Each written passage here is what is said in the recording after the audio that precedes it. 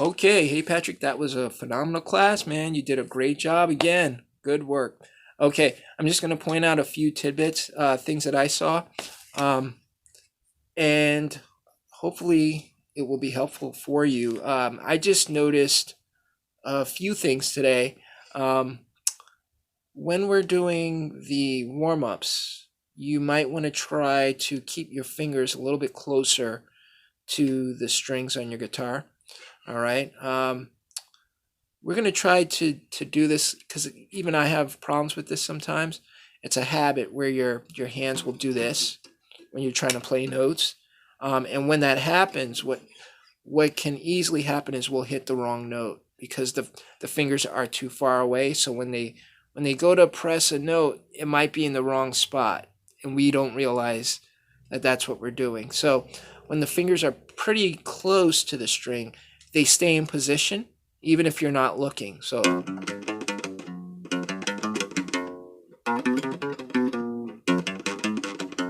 right, so you're pretty much there. But if I'm going, I could hit wrong strings and things like that, and the wrong fret. It's very easy for that to happen. So what I want you to do is to try to keep your fingers kind of close to the strings, right?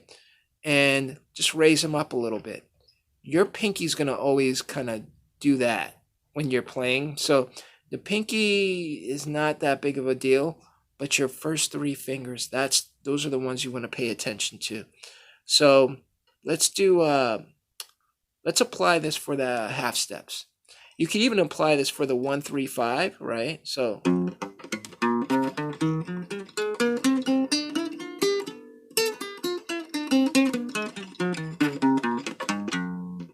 these guys are right there when, right? It's not a lot of, right? For the half steps, same thing.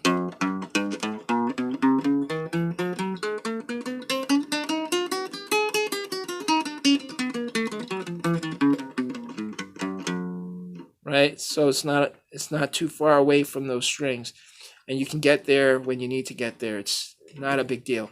Okay, so we're gonna apply this to your the 3-5-7 pattern when you do the G major scale. Okay, because that's where I saw that happening, and where it got you is when you had to do 4-5-7, 4-5-7, 5-7-8. It's like that transition. So if you keep your fingers in a certain position, you'll be able to get everywhere else easier. You'll be more comfortable when you have to make those transitions. Okay, so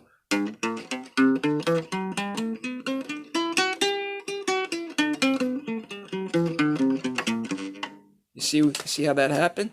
So that was my 3-5-7, 3-5-7, 4-5-7, 4-5-7, 5-7-8. See that? And then the 7-5-3, 7-5-3. It's right there. If I'm doing this, I can easily make a mistake. And so those things were happening when we were going backwards, when we were doing the scale backwards in reverse. That's when the mistakes were happening. So if you pay attention very closely,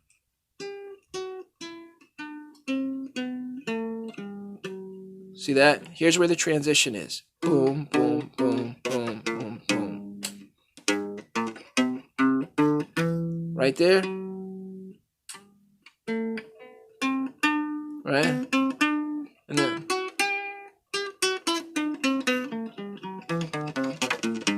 so when we're at 7, 5, and then 4, 7, 5, and 4, notice that your 7 is right there.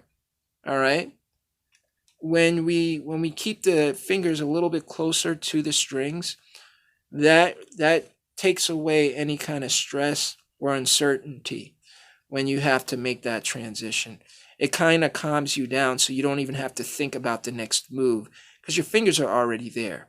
Your fingers are literally already there. You see, if you pay attention here, my 4-5-7, 4-5-7 here, 4-5-7, 4-5-7, right? That's a half step. Those are half step exercise. That's the half step warm up actually. So what that's good for is look at where your pinky is. Your pinky is lined up on the 7th fret, right? So when I'm here, 4-5-7, 4-5-7, and I'm doing it backwards, 7-5-4, 7-5-4, boom. That's my next move. Is a 7, and that's a 5, 3, right? 7, 5, 3. Now, if you notice, I used the 5 with my middle finger. That's okay, but I want you to get into the habit of using your ring finger for that. So when we do the transition from 7, 5, 4, right? Here's a 7, there's the 5, and then that's a 3. 7, 5, 3. It's not that big of a deal for the difference, but for now, it's a big deal because I want you to get in the habit of using that ring finger more, okay? And you use it a lot so that you don't even have to think about it, okay? So that's a little bit of information that will go a long way. Make this a habit to keep those fingers a bit close to the strings. So all you have to do is just, just press down on the fret and you'll be set. Okay, because everything lines up perfectly. Same thing went for your C major scale, doing the 3-5-7 technique.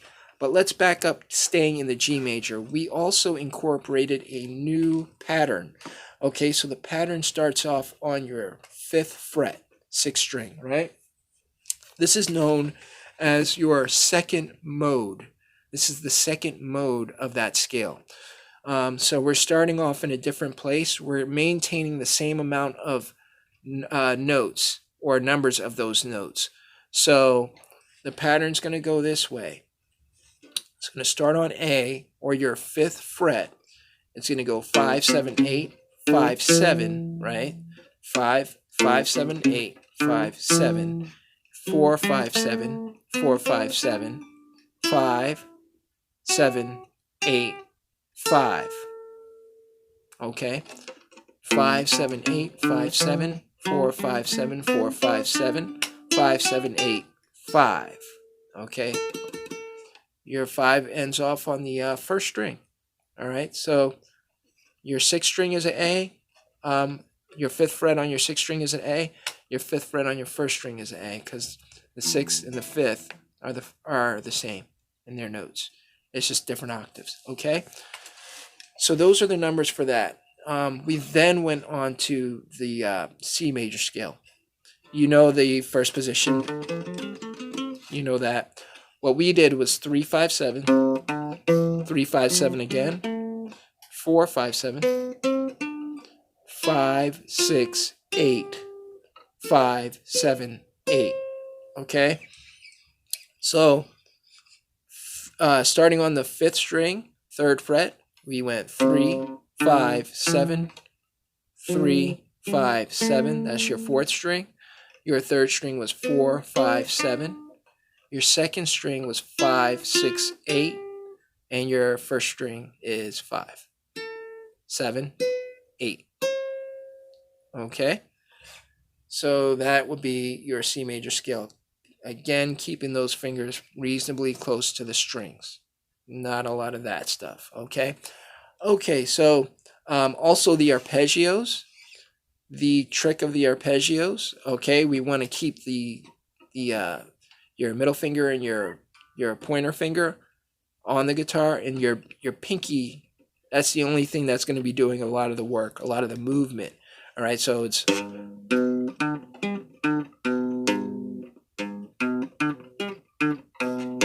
right, so that's what you want to do. And then you have the C there.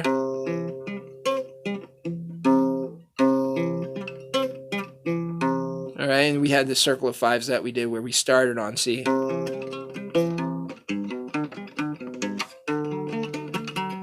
Right, and we went on and did the D, and then we did the A, and then we did the E, and then we did the B. All right, so that's how you would do those arpeggios. We didn't do the minor arpeggios. All right, so the minor arpeggio, if you remember, that's 3, 6, 5, 5, 5, 6, 3. right? That's a C minor arpeggio.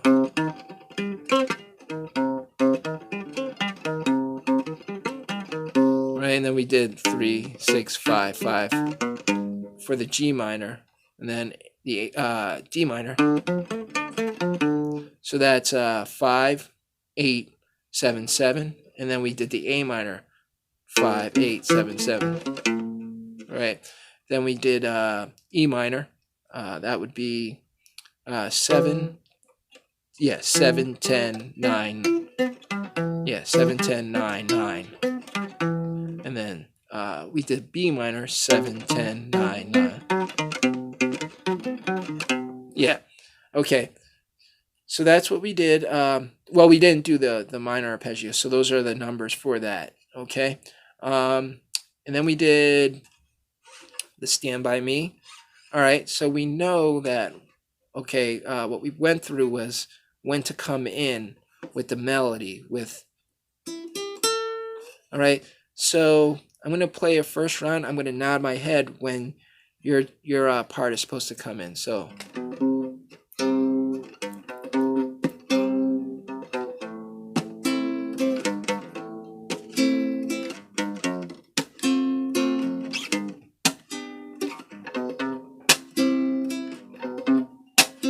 And that's when you would start with the.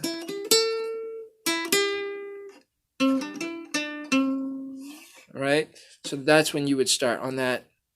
When the progression ends, and then it's about to start again, right when it ends is when you start your melody. Okay. All right. So we did that, and then we did your song. This one. All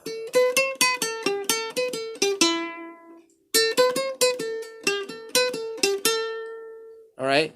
We did that. The chord progression.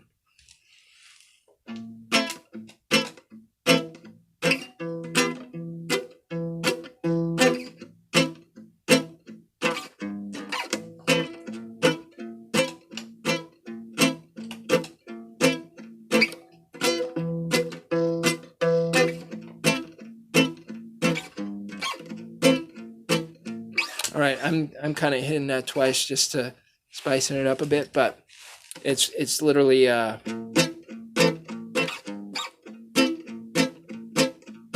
right. Remember to hit the bass line, hit your root kind of soft, and just brush down pretty quick, like like you're blinking when you strum down.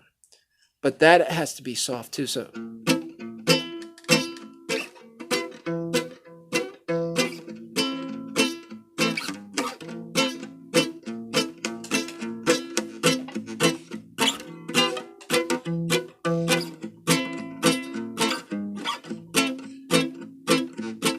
All right.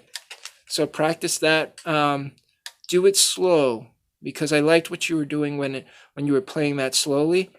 That's when it was really sounding clean, and it sounded really nice and on beat. So it's very nice what you were doing. Just work on it and keep it light. Remember, keep the.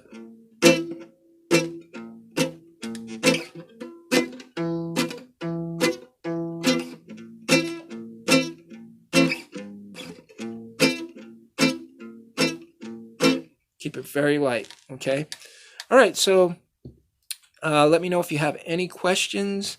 I'm going to send the discussion board questions your way. So, if you have any questions, contact me on the email, all right? And don't forget to leave your answers or your comments on the video. All right, have a good one. Thank you very much. See you soon.